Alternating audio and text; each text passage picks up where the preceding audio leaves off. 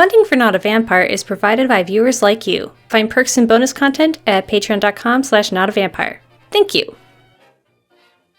Well, I guess if there's one thing that I've learned from this episode of I'm in Love with Villainess is that Prince Thane is a thief. He's a thief. Why won't he return Ray Lair? Why? Hello and welcome to me, NotAVampyre, reacting to episode 5 of I'm in Love with the Villainess, or Watashi no Oshi wa Keka. Wrong! I'm in Love with the Villainess, or Watashi no Oshi wa Akuyaku Reijo. Kind of finally getting it, still not quite there. And it's an alright episode. It was more entertaining than I thought it'd be. Am I the only one who immediately got that Ray was holding back against Claire? I mean, at first I was wondering, why would she start with Earth? Okay, apparently Earth is supposed to be really weak against fire magic, which Claire uses. Claire can only use fire magic, so why would Ray start weak? Oh, she's not doing the Power Rangers thing where it's like, okay, start with your weakest attack and then, alright, our foe's really tough. We gotta go into our Zords and fight the monster and use our finishing move. Because in Power Rangers, you know, if they use their finishing move first, it's not gonna work. But no, she was purposely holding back against Claire. It's hard for me not to side with Claire, at least a little bit, insofar as, like, it does feel a little bit like Ray is just messing with her, that she is just tormenting Claire, trying to rile her up.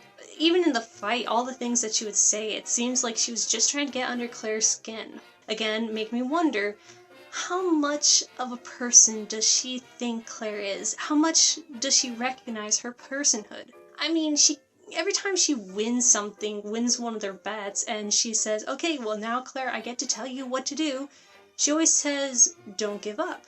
Which, yeah, you can definitely read as, oh, well, she doesn't want to necessarily force Claire to do something she doesn't want to do, and, you know, she values Claire sticking through whatever hardship Ray knows is coming. What is that on my ceiling? And I want to like those moments for that, but then we get stuff like during the fight, where she's just pushing Claire's buttons, and as an empathetic person, I don't like that.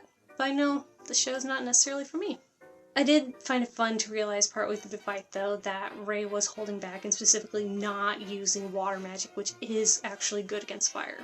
I also love how Ray invents tungsten carbon in this world to fight against fire. That was amazing. I couldn't help but feel for Thane having to go against Yule? I can't remember the third prince's name. Just knowing... I have really gotten attached to Thane, and knowing how much of a complex he has about feeling not as good as his brothers, it just feels cruel to put him against any of the other princes. It's like, yeah, on one hand, who else can you really pair him against? Because the princes probably are on another level. I mean, that's probably in part why they're princes. They probably come from a family with a lot of magical ability and just stronger power than most people. So of course, it'd just be a better match to have a prince go against a prince. But did it have to be those two? That just feels mean. I was kind of expecting them to pair the third prince with Misha, but oh, it was a very cute moment to see the third prince be concerned about Misha and want to know if she was okay after her fight with the first prince. I did think that the first prince's attack his minions, I thought that was a creative way to use fire. I was afraid that they were just going to do, I mean, a little bit what they did with Claire's fire magic, where it's just a bunch of fireballs and vague fire stuff, especially because we had just seen Thane and Third Prince's fight, where it was just kind of elemental shards and shooting elements at each other, basically. But no, he has cute fire minions in uniforms, and one thing that kept coming up throughout the fights is the backing soundtrack. Oh, the fight music was awesome. I loved it. I love it so much. I can't tell you what exactly it was anymore, but in the moment, I enjoyed it. I wished it was a full song for me to just listen to. I'd add it to my playlist instantly. Of course, I would rather have some lyrics, but that's just the kind of person I am. I think that's about all I have to say for this episode. Not much to say. I did like it. Ultimately, it's kind of an episode that just happened. It didn't really further anything, really. It just kind of kept things moving. I guess it acted as an opportunity to learn more about the magic system, but I wonder how important that's going to be going forward, and isn't the point supposed to be Ray and Claire?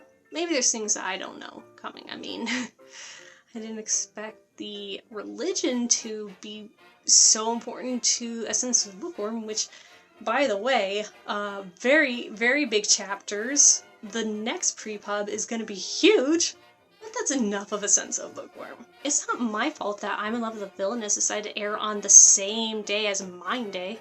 Honestly, they should just plan it out better. Thank you very much for tuning in, and until next time.